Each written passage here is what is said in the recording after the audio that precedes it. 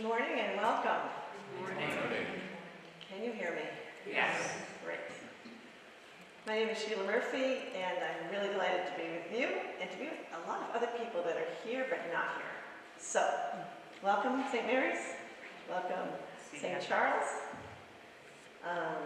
welcome online viewers. So, it's really awesome that everyone is here for this, and you're probably used to hearing something like, Lent is a retreat for the community, right? It's something we go on every year. It is like, if you sink into it, it can feel like, wow, we're actually going through something. We're on a retreat together. So we're kind of doing a retreat within that retreat. So we're really sinking into the idea that this is something we do together, that we are together leaning into God. So it's not a little private thing. However, there are going to be some solo moments to this that you'll experience this morning. Did everyone get pen and paper? Okay, great. In the monastic tradition, they have this thing called their cell, right? You go to your room, that's called your cell. So we're actually going to go to our cell a few times this morning, 3 or 4 times actually. So what that means is it's time for you and your paper. It's a unique place. So I'm recommending that you actually spread out, and I think it's better to do that now than later, because then you can just settle in. So if you're sitting right next to someone, I would say put at least a chair in between you, all right? I don't know the marriage dynamic, so sometimes people are like, no, we don't want a chair between us. But if you feel like you maybe want to have your own monastic cell during this, feel free to get some room. So the idea is that when you're doing something for writing, the idea is it's as if you're just talking privately to God, but you're looking at it. So that's why it's different. Like even if you're married, your spouse is not in your brain with you, right? So it's really just your brain on paper. So, but like I said, every marriage is unique there. So, if you've never participated in something called a retreat before, the good thing is you're fully qualified. You have all the prerequisites that you need, because all you need to do is pay attention. So I know everyone can, because we have to do that all the time. One really great thing to lean into right now as we start is God desires us to pay attention to God. God's been after us forever, pursuing us, actively pursuing us every day. And in a day like today, we're like, okay, I'll let you tag me. If you're running after me, I'm going to say yes for today, for this hour. So because of that, you can expect some good things to happen, because God's been waiting for this day for you. Okay? So expect God to use this time well. Now, what we can also expect is it's going to be 1 hour. We will be done at 11 o'clock. We're going to do some music. We're going to do some listening, some solo reflection, some journaling, some prayer. So that's the scope of different things we'll be doing at this time. We have this icon we've been using leading into today, and we're going to use this for the whole retreat a little bit. And it's really about the fact that we have things that have happened to us that we've simply buried, because who has time to deal with it? Okay, that's one thing. Or sometimes it's more intentional, like, I am never going to think about that again. It's in my past, and I'm glad. That's more of an intentional burying. But mostly it's just things that get buried because we go on. So we're going to take a little time in this retreat to stop about what's buried and how can I connect that with God a little bit. But it's also not the first time we've dealt with a gritty image. Turn this on, did it work better? Oh no. It worked better when I put the Bluetooth in. Sorry.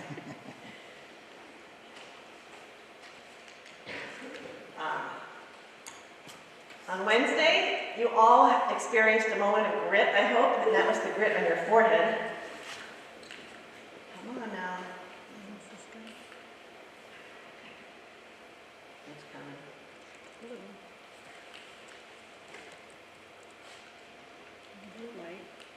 Let's just page down to. Okay, thank you. Where do you want to go?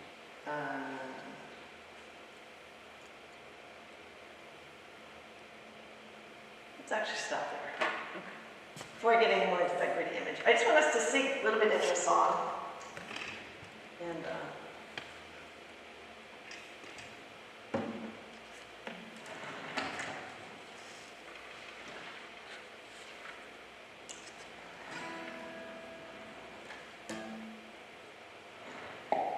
in response to God seeking us out and us saying, tag, okay, I'm going to stop and let you get me today.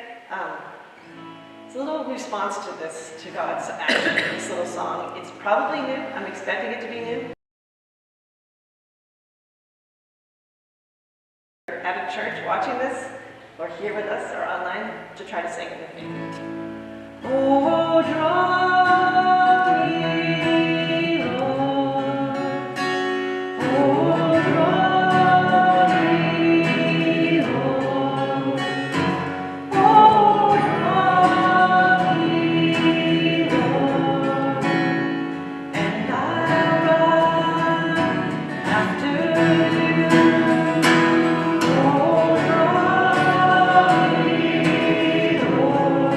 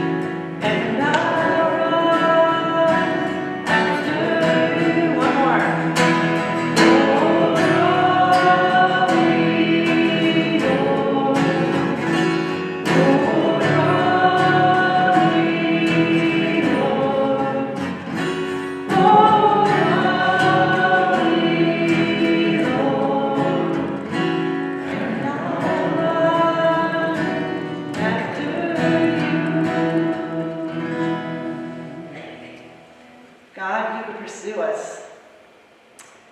down in the days, every day. You who are always trying to get our attention. This morning we say yes, we'll pay attention to you for this hour.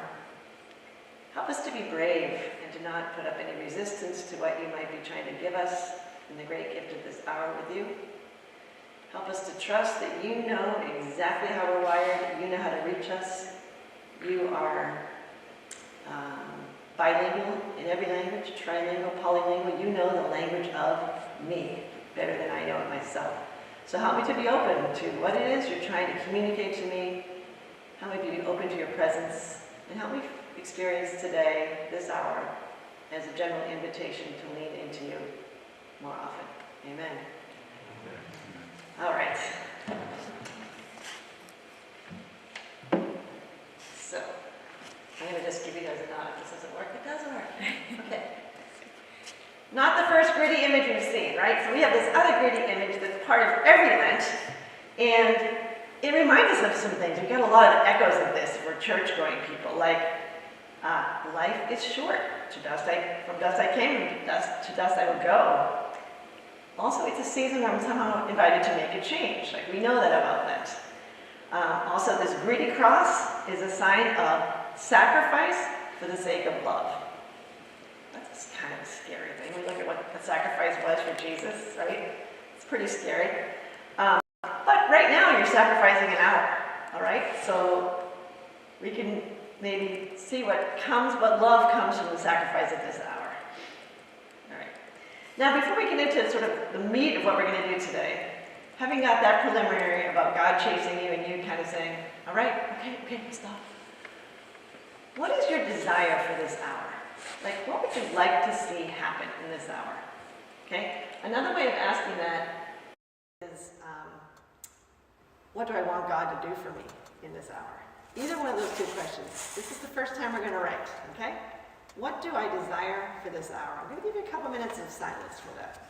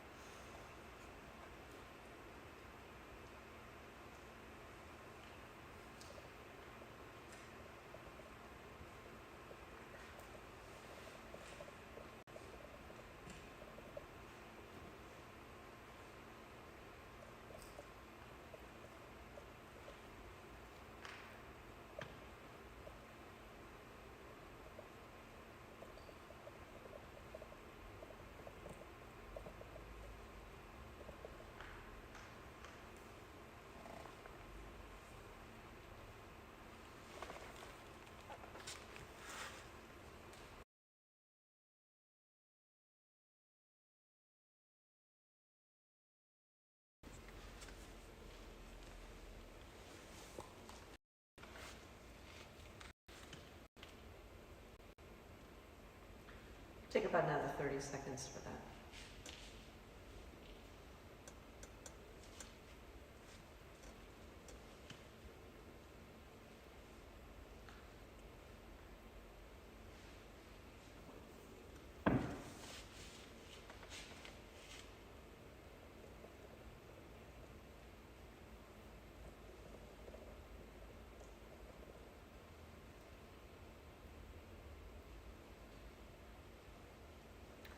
All right, so most of us learned to pray as children, and we were given words to use, prayers that were taught us, prayers that have survived the test of time as being really good ways to talk to God. And also we were taught some ways of using our own words, like help grandma get better, help me do well on my test, help me get along with my brothers and sisters.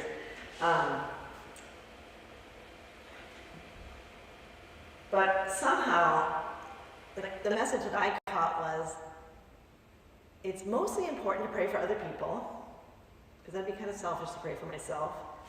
And as a result, I wound up sharing maybe 2% of what I might be inclined to talk to God about now.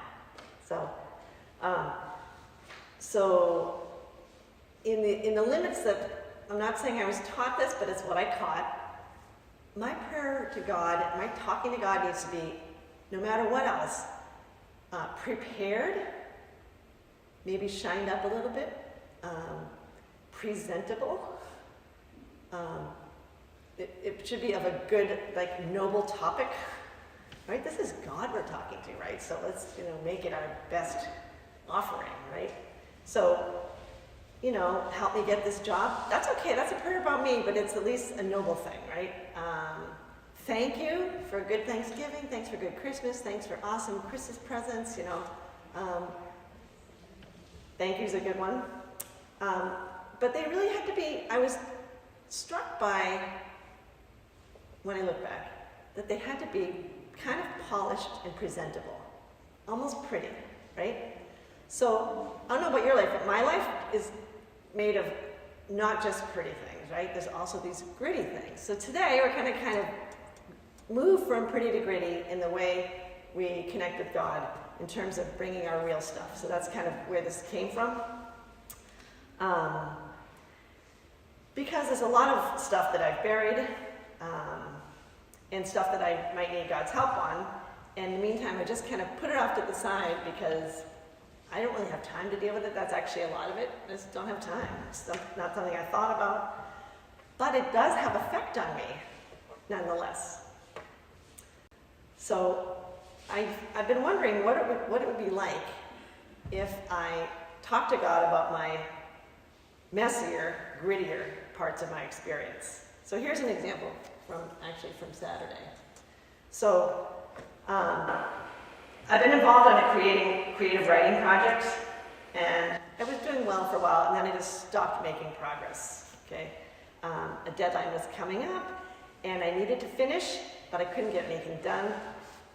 When I might be cranking out words, I would sit down, and I just felt really stressed, feeling the deadline pressure, and I began experiencing this situation for 3 days in a row.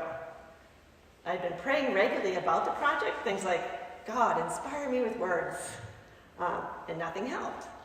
And so when I just sat down to write, it was like, oh my gosh, I can't write, and that was literally filling up my mind.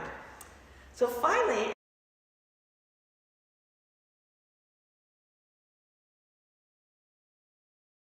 happening to me right in that moment.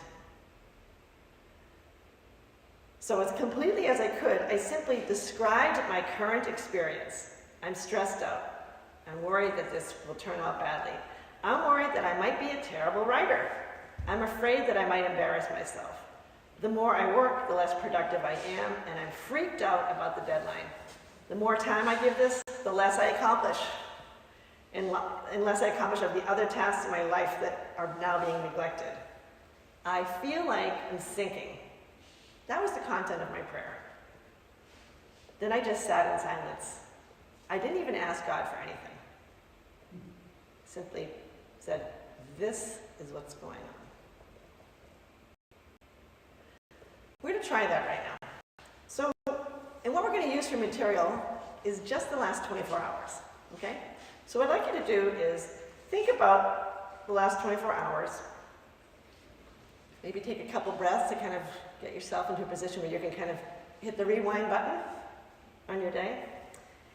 And you're going to notice all kinds of things. Blessings, successes, failures, awkward moments, satisfaction, feelings of emptiness or loneliness, belonging, peace, joy, frustration. And what I'd like you to do is to choose one moment with a challenging emotion attached to it, okay? I don't even care if you know what that emotion is, but you're just like, that's not a good one. I mean, I'm not comfortable with that. A challenging emotion. Something that maybe bothered you or irritated you, a little bit unsettling. And I'm going to ask you to settle into this moment as fully as you can and describe it as completely as you can to God. Just describe the moment. In the last 24 hours, pick a moment that was somewhat challenging with its emotional content, okay? We're going to take some time to do this.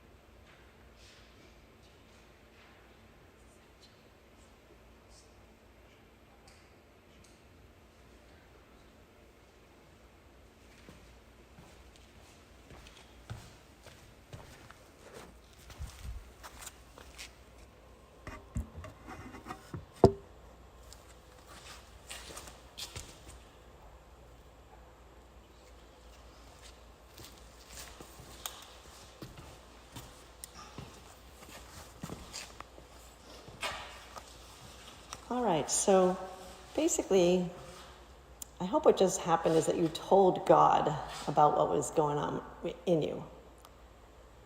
And I have a little follow-up question to that. What was that like to tell God all that? So the last part of this is tell God right now what that was like. That's the last part of this. Tell God what it was like when you uploaded that experience. Talk to God about what it is like for God to for you to bring that to God.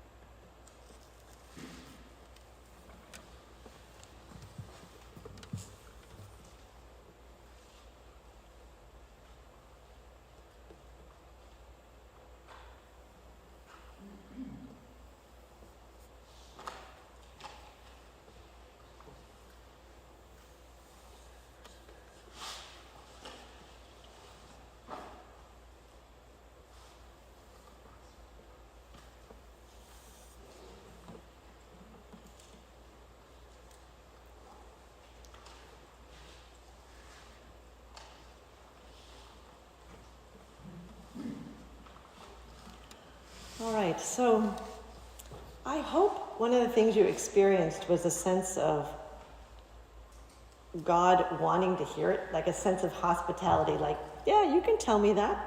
It's all welcome here, you know. We're going to sing a song about that. This is probably a brand new song. I'm expecting it's a brand new song. Next one. But the other thing is, too, that maybe you got a sense of all those experiences in your day that you've had, those many moments of grit. Maybe you're feeling like, you know what, to those moments in yourself, you know what, you're welcome here too. Like those uncomfortable things that I'm usually like, you are not welcome in here, go away and never talk to me again. You're a really uncomfortable moment and you're annoying and distracting, you know. But maybe there's a sense too, when I hear that God would like to hear this stuff, that maybe I can be a little more hospitable to these difficult things that are going on in me. Okay, so with a sense of that, in the You Are Welcome, about who's the you and who are we welcoming, we're going to try the song. Come all you wounded and weary, come all you heavy of heart, come with your fear and your burden, come with your pain and your scars, come to the ocean of mercy, be revived, renewed and refreshed. Wherever you are, no matter how far, come find your peace and your rest. You are welcome here, come as you are. You are welcome here with open arms. Your burdens, your pain, your sorrow and shame. You are welcome here, come as you are. Come all you tired and lonely, all you anxious who long for your bliss.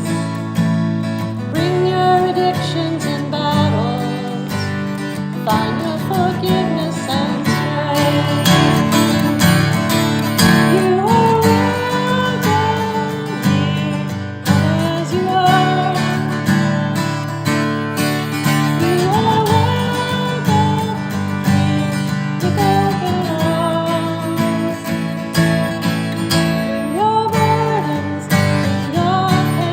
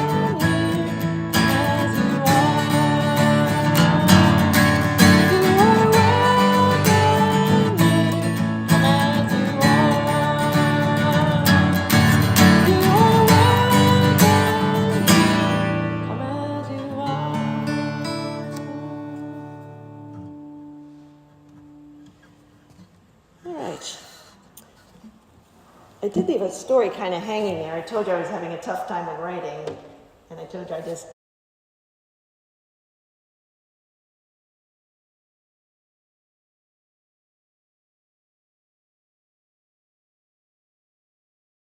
happens. I'm saying that is what happened that time. So just to finish that story. Gritty prayer can also be helpful at looking at the not so recent past. So we're going to go back a little farther. So one time I remember something happening which I wound up carrying with me for a long time, was my experience in high school where it actually started in junior high. On my report card, every junior high quarter, Sheila is very chatty in class. There was no mention about am I doing the work? I get solid B's by being chatty. So my parents were like, what's this chatty? I'm like, I don't know. But in truth, I was chatty with 5 friends. And other than that, I was absolutely inarticulate. So when I got to high school and it was time to be boy crazy, I was kind of a mess because I really wanted to talk to guys, but I was absolutely inarticulate. Just, hi. Maybe I got a hi, or maybe I'm like, did I say hi or not? I don't know. I was really, I don't know. I was extremely awkward. And I was shy, except with my trusted tribe, right? Which was small, very shy around other people. Now, a little background. My parents, I'm one of 6 kids. My parents brought us to church. My parents taught us how to pray. And my parents set up really good behavioral guidelines, So it was really clear what I was to do and what I wasn't to do. However, I was plagued by being socially inept, and I was plagued by the peer pressure of all my friends, seriously, maybe twice a day at school. Do you have a boyfriend? Yes, or no, whatever. When I said no, it was for these 2 days, I don't have a boyfriend. The label. I'm not going out with anyone. I was a lot of pressure there, but I was actually really invested in that too. I can't put all that on my friends. I was like, yes, I want a boyfriend all the time. I don't like this time of not having a boyfriend. But anyway, I was still really inarticulate. So even though I had a boyfriend, I just sort of it's a thing that you say. You want to go out with me? Yes, back in awkward days, and that was it. Right? There was actually no going out. It was just yes, I have a boyfriend. Check. Okay.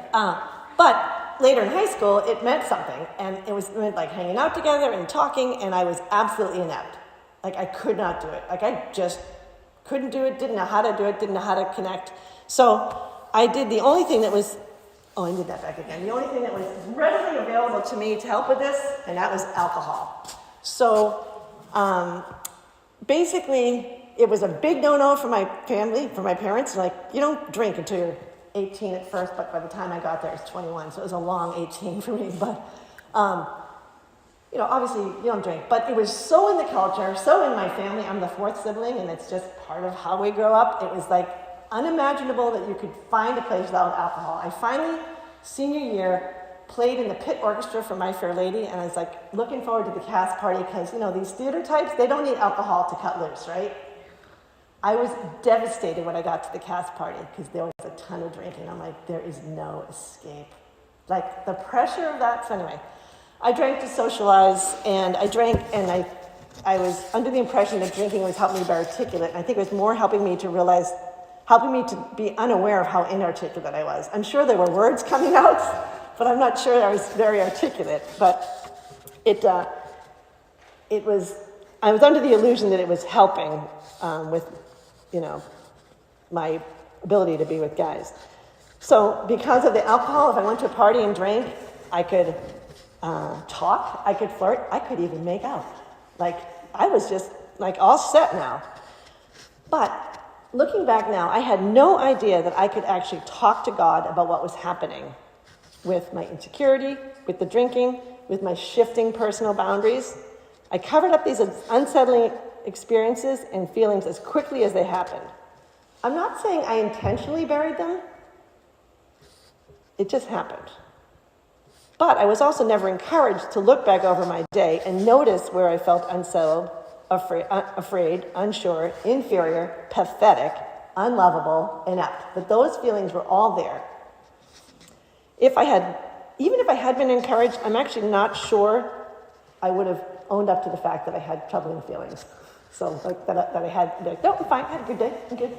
So, but the encouragement might have helped me a little if I had it. So I continued to pray about other people's needs, about my own surface needs, like help me pass the lifeguard test. Or positive prayers like help me find my call in life, right? So I took about like 2% of my life and had a conversation with God about it, and the rest, which was filling my whole consciousness, was stuff that never occurred to me to bring to God. So I do wonder what would have happened if I had taken this to reflection with God. I wonder what God might have done for me if I brought God these struggles. If I talked to God about my shyness, especially with guys, my excessive drinking, and my trying to deal with insecurities, what might have been different in my high school years? My hunch is that I would not have been so self-obsessed that I might have noticed that someone needed my help. That's my first instinct, because I was just full of, I'm awful at this. That was like my incessant thought as I look back, you know? And I can't even remember anyone else around me having a need, which is obviously a myth in high school. Like it's a place of need. So, you know, I've been just thinking a little more about the need for that kind of prayer. So, and if I had prayed about it, it might have been like Jeremiah's prayer when he says, God, I don't know how to speak. I'm too young. Like that was legitimately could have been my prayer back then. I don't know how to speak. And I don't know how God would have responded, but maybe he would have said something like this. Say not, I am too young. To whomever I send you, you shall go. And whatever I command you, you shall speak. That would have been nice, right? God might have indicated that he was aware of my lack of self-confidence, my ability to speak. After all, as with Jeremiah, God could have just as well have said to me, before he even formed you, I knew you. Like, I know you. Don't worry about this. I mean, I like to hear it, but don't worry about it. So, that is an example of a gritty past thing that is two things. One is feeling a personality challenge, a deficit at the time, right? Obviously, it was something I just had to grow into.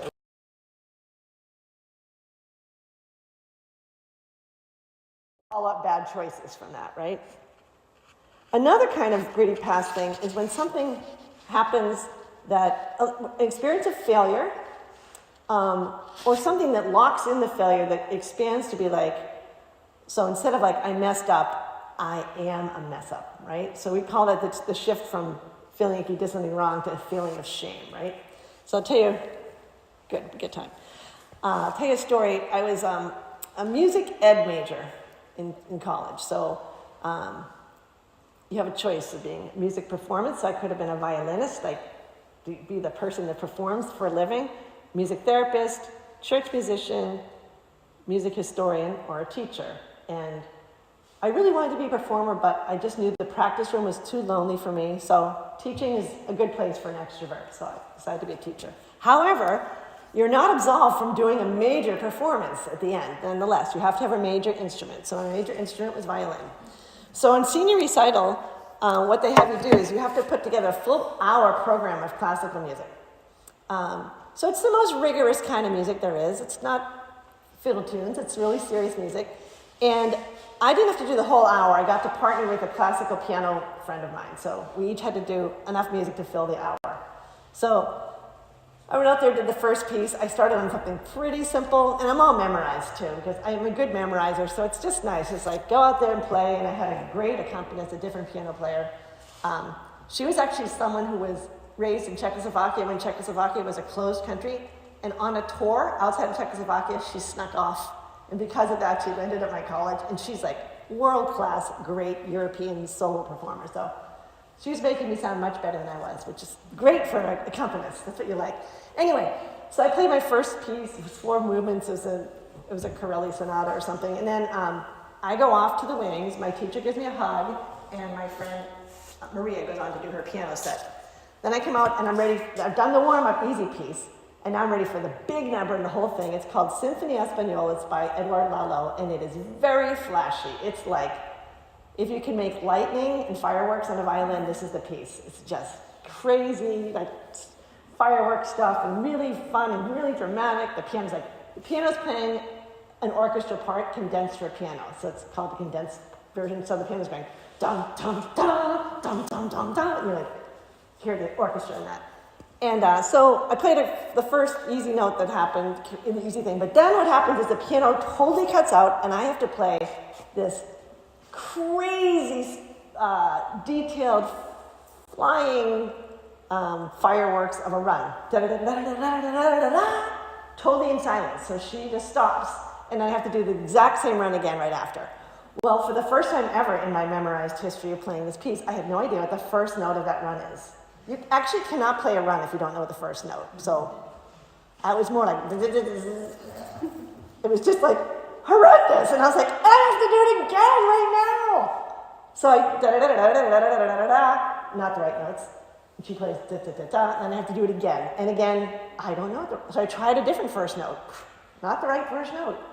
So it was the most exposed, embarrassing moment of music I've ever had in my life. The rest of the piece, and it's a long piece, went pretty well. Somehow I was like, get yourself back in the present moment. You're gonna let that go. We'll be mad about that later. You're gonna play the piece. So I did okay in the rest of the piece. Not great. It was still kind of in there, but I was like, show up for work and do this. So anyway, I go off, and it was really embarrassing, right? Anyway, I go over to the wings. I'm heading off again. My teacher, instead of hugging me, at a distance, pats me on the back, pulls her head in, and she says, one thing's for sure, you will never play it that badly again in your life. So that was like, it actually cemented it for me. Like I had like a sense of, that was a failure, and now it's like, I'm a failure. So I stopped playing violin. Like she just kind of put the nail in the coffin and I was done. So I carried that around for a long time, as you can imagine, right? Like, wow, why would I ever go back and play violin again?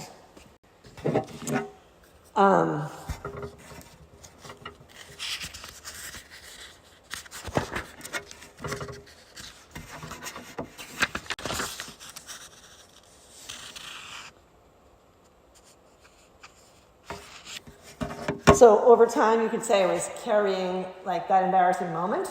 And I told that story a lot. And the way I told that story a lot, and I've recently been thinking about stories I keep telling as indications that I need to talk to God about it. Like, why do I keep telling this bad story over and over? And something came up to me recently. I read something, and they're like, maybe that means you need to pray about it. I'm like, okay. So the way I've been telling that story is, can you believe what a crappy teacher I had? I mean, that is actually a really awful thing for a teacher to say, right? You know your student is just dying, and you're like, yeah, that really was as bad as you thought it was. It was worse, you know? So I've been telling that story as a moment to blame my terrible teacher. But really, I haven't been really dealing with the fact that I did kind of have a little failure there, but just not dealing with the whole thing, right? So I did kind of start praying about it and doing a little bit of the gritty prayer about it. And, you know, it did start to shift things. So we're going to take, I don't want to rush into things here. I want to get this. Yes, well, I could say this is another way of looking at that. I eventually took that to prayer, and I would say it was like God found this knot in my muscle, whatever muscle that was, my violin muscle, and God needed it. He needed it out. So it's actually not there anymore.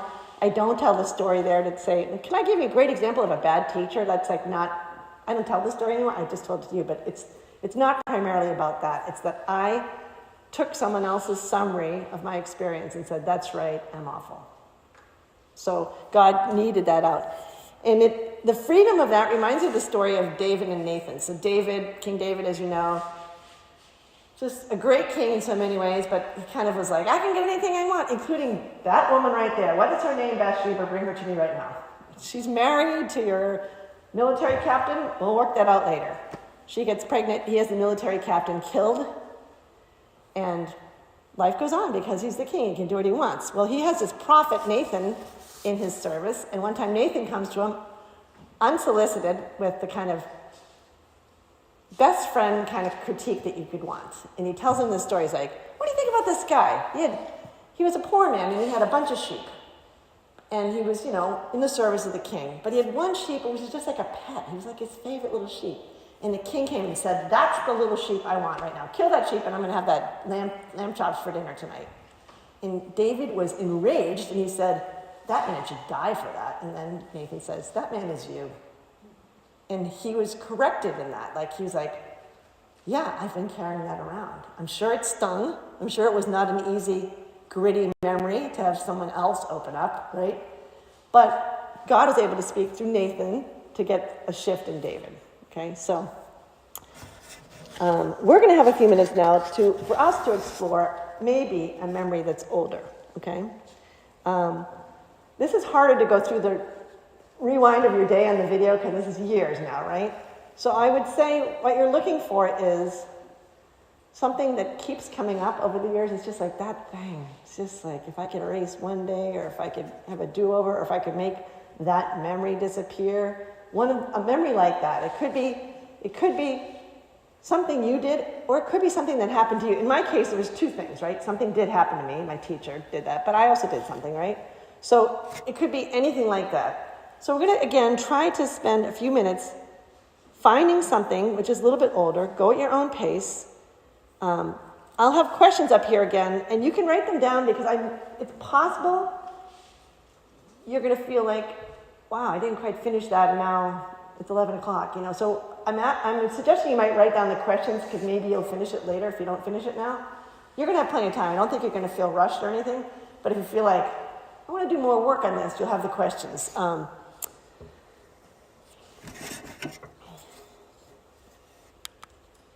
There's Nathan and David. All right. So, again, try to take a couple breaths to help yourself settle into the moment. Maybe even just be aware of your body. Sometimes that helps you get really present too. Your weight in the chair, your feet on the ground. And you're going to be describing this incident to God. So it's really like in a kind of a you form, you're writing to someone, right? So, God, you know me better than myself. Uncover the shame or the issue, whatever, that I'm going to uncover here. Something that I've buried. Make me brave, right? Like David could have said, Nathan, get out of here. He's like, I got to hear this. Okay, make me brave to what you are uncovering. What are you showing me? How do I feel about what God's surfacing? Describe the memory as completely as possible. Okay? I'm going to give you about 8 minutes. That's a lot to get started, okay? Great.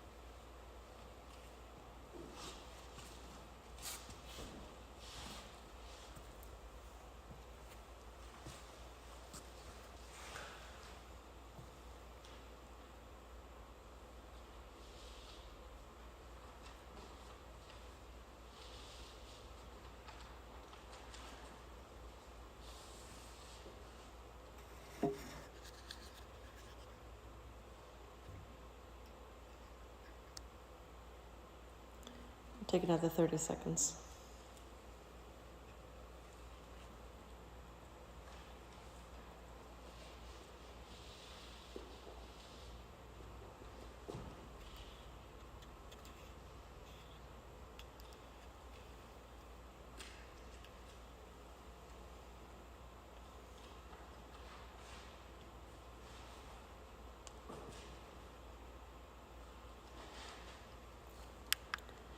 As we did before, we're going to take the last part of this little solo time and just tell God what it was like to have just done that. So just to kind of wrap up, it was what? Fill in the blank. It was what when I just told you all that? How do you feel? Try to get I feel blank. Having done this with you is a good way to do that.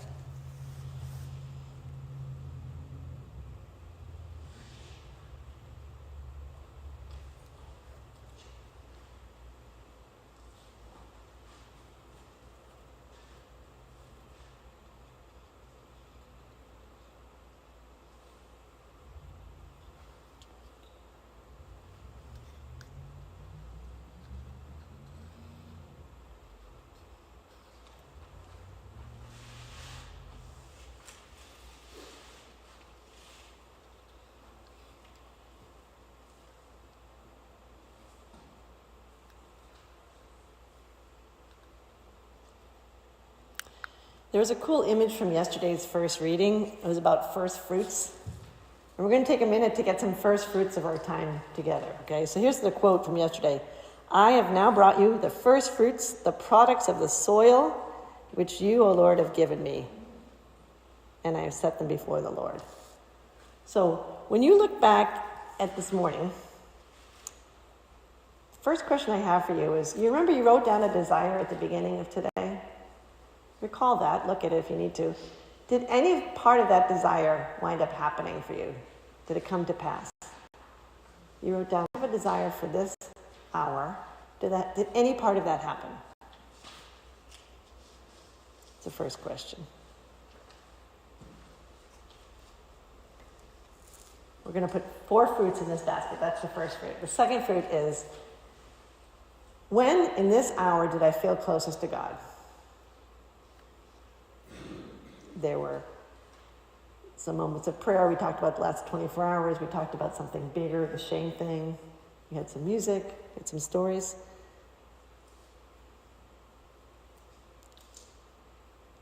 The third fruit. When did I feel, ironically, furthest from God? Like, it can't be always the same distance from God. So in the last hour, when did you feel, oh yeah, I really wasn't that close to God then? What moment was that for you?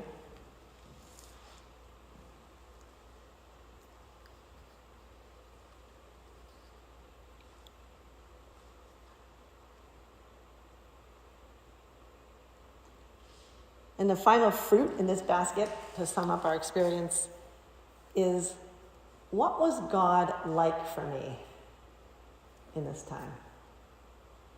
Maybe even in the time that I felt closest to God. What was God like? Anything can be in that answer.